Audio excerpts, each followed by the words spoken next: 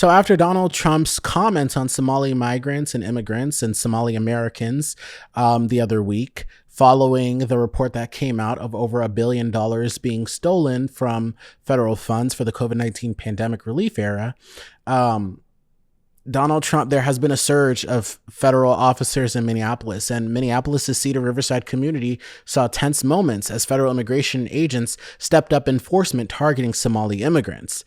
Teams showed up at East African restaurants and community spots to check IDs. Most people stopped were U.S. citizens, but one Somali American man was detained, taken to an ICE facility, fingerprinted, and then later released. Later, when agents tried to leave a senior housing complex, protesters blocked their vehicles. Officers used pepper spray to clear a path, but the number of arrests tied to that confrontation right now is not confirmed. But federal officials say the Twin Cities are part of a broader enforcement surge. 12 arrests have been reported so far in the metro area.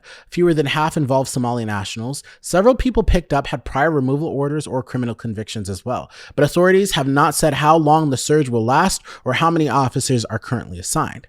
City and state leaders are emphasizing that local police are not conducting immigration arrests. Minneapolis is pushing information to schools, clinics, and community groups so that residents know their rights and where to get help. Suburban departments issued similar reminders that say they enforce state and local laws, not federal immigration codes. School districts are reiterating that agents need proper legal authority to enter campuses. Legal aid hotlines are staffed in Somali and English as well to improve accessibility.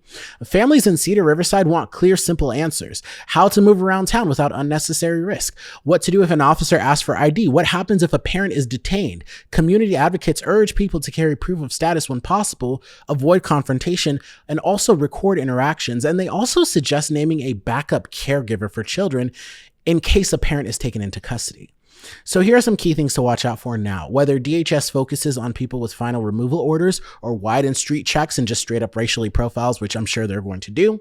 Whether use of force incidents stay rare and well documented. Whether officials publish arrest data that separates status cases from criminal cases, which they probably won't.